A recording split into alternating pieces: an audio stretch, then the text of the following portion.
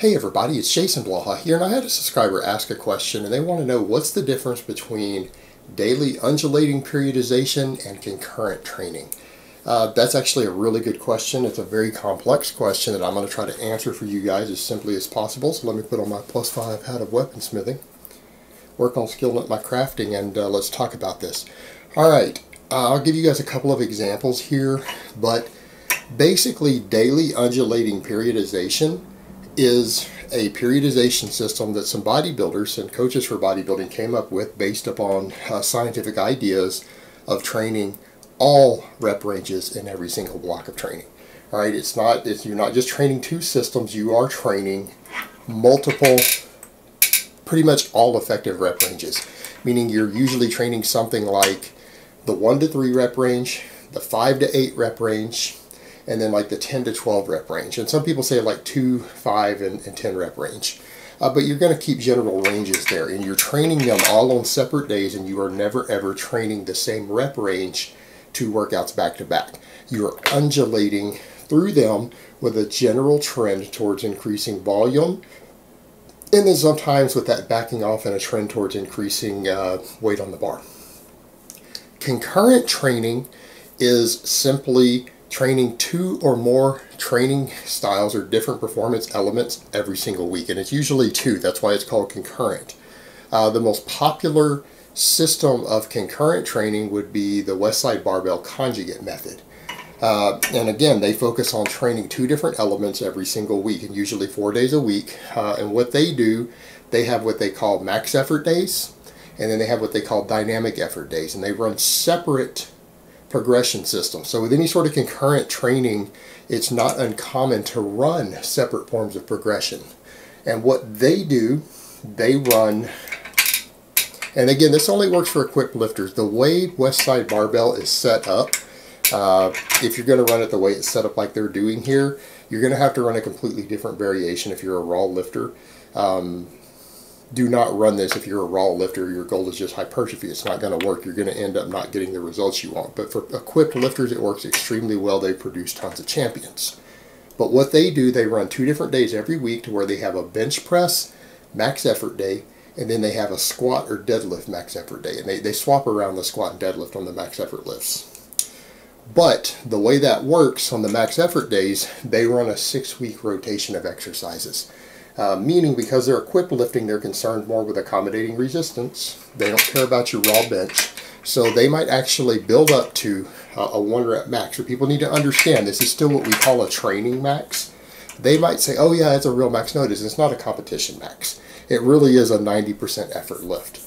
And if you're sitting around grinding and using bad form to lift these, this is not what they're talking about. But for example, on the bench press, they might rotate through 6 exercises, and they never repeat the exercise more than once every 6 weeks. They might do a 1 board press, a 2 board press, a 3 board press, a floor press, a max with reverse bands, and then a max with chains. And that could be their 6 different exercises that they rotate through. And they go 6 weeks without repeating the same exercise for a max. Then they back off and they do accessory work for the bench press with triples, like usually 3 rep sets and things, because they're trying to stay in that 1 to 3 rep range or keep it heavy. They might go as high as 5, so some of the accessories are really going to be like the 3 to 5 rep range that specifically address that lifter's weakness on the bench press. All right, and it could be overhead pressing, it could be floor pressing, it could be dumbbell pressing, whatever it is they happen to be doing. And then they rotate the same thing through for the squat and the deadlift with max effort lifts. All right, and again, they don't repeat those. They wait at least 6 weeks to repeat the same exercise. But then they run separately on separate days what they call dynamic effort days, where they do speed work with bands or speed work with chains. They run those in 3-week waves to where they predetermined, like they might be doing speed box squats for 10 sets of 3 with bands on them.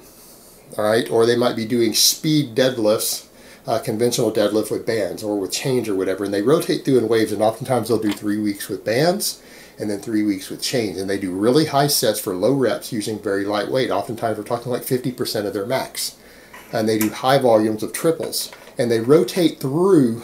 So it might go, Monday could be max effort bench day, Tuesday could be dynamic effort squat and deadlift day, then Thursday can be dynamic effort bench day, and then Friday would be max effort squat and deadlift. So they rotate through them like that on different days throughout the week. And that's concurrent style training. That is the most well-known concurrent system that's widely used out there. That's a powerlifting system. Daily undulating periodization, you have to train all 3 rep ranges usually, because there's 3 basic rep ranges with different systems involved, and they are different. Like, you get a lot of people who don't follow training who actually think the 5 or 6 reps is considered heavy. That's not heavy. That's like medium weight, at least from a tension perspective. 1 to 3 reps is heavy. So what you might do on DUP would be, if you're running full body, this is easy. You would do your heavy day, your medium day, and your light day, but these aren't light in those regards. It's still higher volume with each one. So Monday, Wednesday, Friday. Now if you're doing like an upper lower type setup, you would rotate through the different ones, and that's going to be a little more complex, because basically every week and a half, because you're going to need 3 separate days to where you rotate through them for your upper, lower, and those are going to run on a different system, so that you're not doing 1 to 3 reps 2 days in a row or 2 workouts in a row. So you might run those to where for your upper, lower, you start with the 1 to 3 on the upper, and then you're right there at the 5 to 8 on the lower, and then you rotate those through the 3 of them also, so that you have this whole undulating rep system. And pretty much every 3rd workout for a given exercise or body part or full body, you'll repeat the same rep range again. And what you do with that is that they generally add volume. And that volume could be adding reps initially, then adding sets. It could be a system to where you start with 1 rep on an exercise, and the next time you do that exercise in the 1 to 3 rep range, you might go to 2 reps and go to 3 reps, and then when you get to 3 reps, they might start it over and do 3 sets of 1, and then kind of rotate through it again, or 2 sets of 1, and then 2 sets of 2, then 2 sets of 3, and then they'll build up reps. And you'll do that with each of the rep ranges. So you'll do the same thing with your 5 to 8 rep range, the same thing on like your 10 to 12 rep range. So they'll be undulating, and they'll be adding reps or adding sets as they go over time. Alright, and so pretty much every single workout that you do will be different on an undulating periodization system, because you could have 6 different days with your 3 rep ranges for upper and lower set up undulating from each other.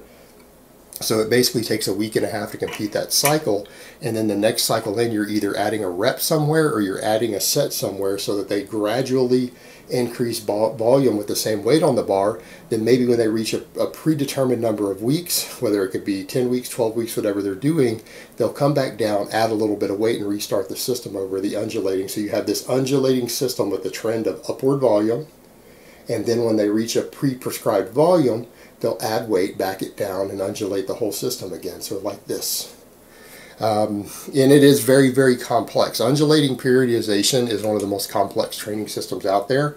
It does produce fantastic long-term hypertrophy, but it wouldn't necessarily be my first choice for anyone trying to gain maximum size. And people need to remember, this system works, but it is complex, and it's arguable whether it's any better than classic block periodization. It's really arguable, but it works, and some people enjoy it. And I would say daily undulating periodization is probably one of the better systems out there for people who have what I call workout ADHD. They need to change their workouts up all the time. Daily undulating periodization might be for those people. But again, I think that whole concept is overrated. But you know, that's why a lot of people do it, and it works. And it is a system of progressive overload. It's just that it looks really confusing setting it up. But when you look at the trend, you have these undulating workouts with a general upward trend in volume, then followed by intensity with a back down in volume, and then undulating with the same trend with this seesaw effect spread out over months and months and months. The main difference is, of course, is that daily undulating periodization is usually a pre-prescribed system like that of undulating rep ranges, and you have to train every rep range in every section of it. That's the whole goal, is that you're changing every rep range every time you lift, but you are undulating 3 different rep ranges. Concurrent training is usually two different energy systems, or 2 different rep ranges or performance elements being trained concurrently in the same week. 2 different ones, And usually they have, instead of this whole undulating upward system, they run separate progression patterns and waves and blocks for each one. So like the West Side Barbell system, you're running 3-week waves of dynamic effort work using the same exercises, and then you have a totally separate progression pattern like with 6-week systems of rotating through a different exercise and a 6-week pattern for training maxes on your other list for your max effort days.